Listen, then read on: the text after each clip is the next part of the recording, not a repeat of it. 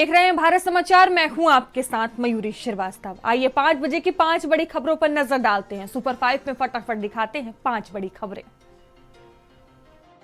केंद्रीय वित्त मंत्री निर्मला सीतारमण ने आज संसद में बजट पेश किया। बजट आने से पहले ही शेयर बाजार में कमजोरी दिखने लगी थी। निवेशक सतर्क थे और किसी बड़े ऐलान का इंतजार कर रहे थे, लेकिन जैसे ही बजट भाषण शुरू हुआ, शेयर बाजार में गिरावट और बढ़ गई। निवेशकों को उम्मीद थी कि बजट में टैक्स में राहत मिलेगी और आम लोगों को सीधा फायदा होगा, लेकिन बजट से बाजार को वैसी खुशी नहीं मिली जैसी इसकी उम्मीद लगाए बैठे थे। इसी वजह से कई निवेशकों ने अपने शेयर बेच दिए। इसका असर यह हुआ कि सेंसेक्स और निफ्टी दोनों नीचे चले गए। बैंक और आईटी कंपनियों के शेयरों में सबसे ज्यादा गिरावट देखी गई। शेयर बाजार के साथ साथ सोना और चांदी की कीमतें में भी गिरावट आई। आमतौर पर जब बाजार गिरता है तो लोग सोने में पैसा लगाते हैं, लेकिन इस बार ऐसा नहीं हुआ। अंतर्राष्ट्रीय बाजार में डॉलर मजबूत होने और ब्याज दरें बढ़ने की आशंका के चलते सोना और चांदी सस्ते हो गए। जानकारों का कहना है कि यह गिरावट बजट से जुड़ी उम्मीदें पूरा न हो पाने की वजह से है। सरकार ने इस बजट में तुरंत राहत देने के बजाय लंबे समय की योजनाओं पर ज्यादा ध्यान दिया है। बाजार में ऐसी गिरावट बजट के समय अक्सर ही देखी जाती है। फिलहाल निवेशकों को घबराने की जरूरत नहीं है। आने वाले दिनों में जब बजट के फैसले और ज्यादा स्पष्ट होंगे, तब बाजार की सही तस्वीर सामने आएगी। केंद्रीय वित्त मंत्री निर्मला सीतारमण ने रविवार के दिन लोकसभा में अपना नवा आम बजट पेश किया।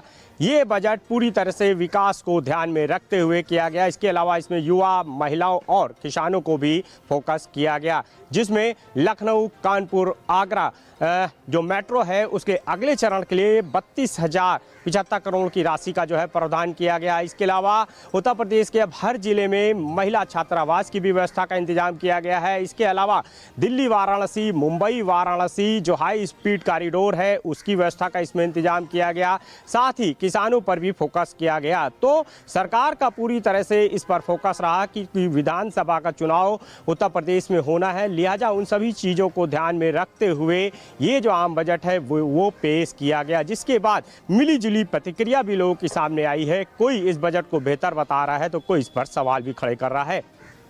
वित्त मंत्री निर्मला सीतारमण ने 2026 का बजट संसद में पेश कर दिया है। इस बजट में इनकम टैक्स के नए कानून 2025 1 अप्रैल 2026 से लागू कर दिए जाएंगे।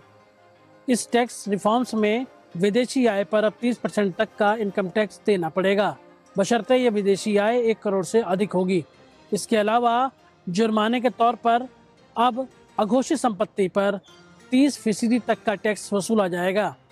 और यही नहीं, नए टैक्स रिफॉर्म्स के तहत अब गलत इनकम टैक्स की जानकारी देने पर कोई क्रिमिनल ऑफेंस नहीं होगा, बल्कि जुर्माना वसूला जाएगा। इसके अलावा टीसीएस के स्लैब में भी 5% की स्लैब को घटाकर 2% कर दिया गया है।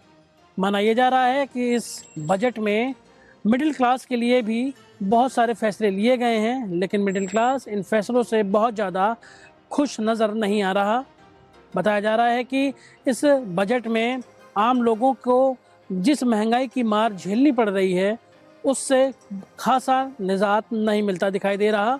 गृहिणियों का मानना है कि बजट में उनके किचन और उनके खर्चे पर कोई खास फैसला नहीं लिया गया है, जिससे वो बेहद अपने आप को डिसअपॉइंट महसूस कर रही हैं।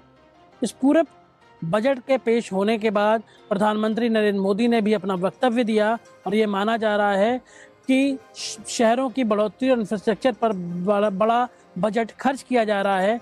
और ये बजट अभी नहीं बल्कि 2047 के विकसित भारत के लक्ष्य को ध्यान में रख करके बनाया गया है। हालांकि विपक्ष इस बजट को लेकर अभी भी कई सारी गड़बड़ियां और कमियां गिनाता नजर आ रहा है। वित्त मंत्री निर्मला सीतारमण ने आज देश का बजट पेश किया। 9वीं बार देश का बजट वित्त मंत्री द्वारा पेश किया गया है। सबका साथ सबका विकास पर फोकस बजट में किया गया है। कई सेक्टरों को लेकर बड़ी घोषणाएं की गई हैं, लेकिन खासा फोकस इस बजट में महिलाओं पर किया गया है, युवाओं पर किया गया है। महिला सशक्तिकरण पर जोर इस बजट में दिया गया है। एमएसएमई सेक्टर, लखपति दीदी की बात करें हम तो 10,000 करोड़ का पैकेज देने की घोषणा इस बजट में की गई है। वहीं नए हॉस्टल्स को लेकर भी घोषणाएं की गई हैं। वहीं युवाओं की बात करें हम तो ग्रीन एनर्जी के साथ एआई की बात करें हम तो ऐलान इसको लेकर किया गया है। रणनीति युवाओं को तैयार करने को लेकर घोषणाएं की गई हैं और अलग अलग सेक्टरों को लेकर कई घोषणाएं की गई हैं, लेकिन फोकस महिलाओं पर रहा, युवाओं पर रहा। लखपति दीदी का विस्तार किया जाएगा, इसकी भी घोषणा बजट में वित्त मंत्री द्वारा किया गया है, क्योंकि सफलता को देखते हुए ये घोषणा की गई है। वहीं टेक्सटाइल की बात करें हम या अलग अलग क्षेत्रों की बात करते हैं, वहां पर किस तरह से महिलाओं को रोजगार मिल सके, महिलाएं बाहर आ सके, उनको रोजगार का अवसर प्रदान हो, इसको लेकर कई घोषणाएं बजट में की गई है। यानी कहा जा सकता है कि जो बजट देश का पेश किया गया है आज, जरूर अलग अलग सेक्टरों को लेकर घोषणाएं की गई हैं, रेलवे को लेकर घोषणाएं की गई हैं, लेकिन इस बजट में फोकस महिला सशक्तिकरण पर दिया गया है।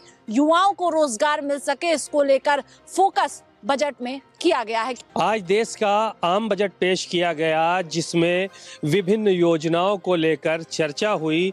क्या चीज़ें महंगी होंगी, क्या सस्ती होगी, किस राज्य को क्या मिलेगा, इन चीज़ों पर चर्चा की गई।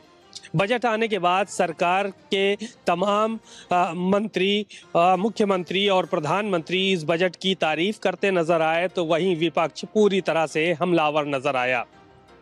यूपी की बात करें तो मुख्यमंत्री योगी आदित्यनाथ, डिप्टी सीएम ब्रजेश पाठक सहित तमाम मंत्रियों ने इस बजट की जमकर सराहना की और कहा कि इस बजट के जरिए उत्तर प्रदेश को इस बार बहुत कुछ मिला है।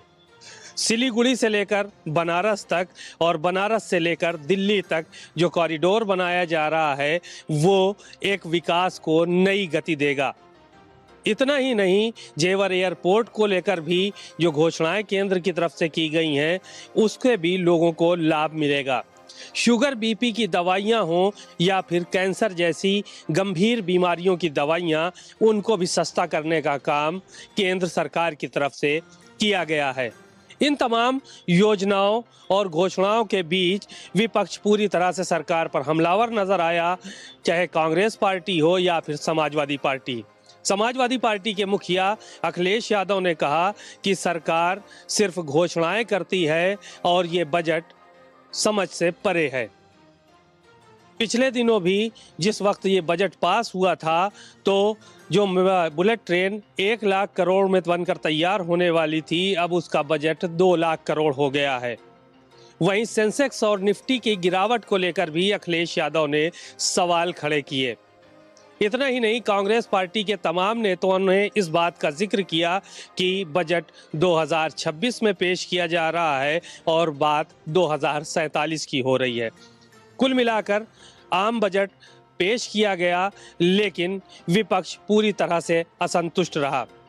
हालांकि व्यापारी और महिलाएं, कुछ लोग बजट की सराहना करते नजर आए, तो कुछ ने बजट को जो है वो जनता विरोधी करार दिया।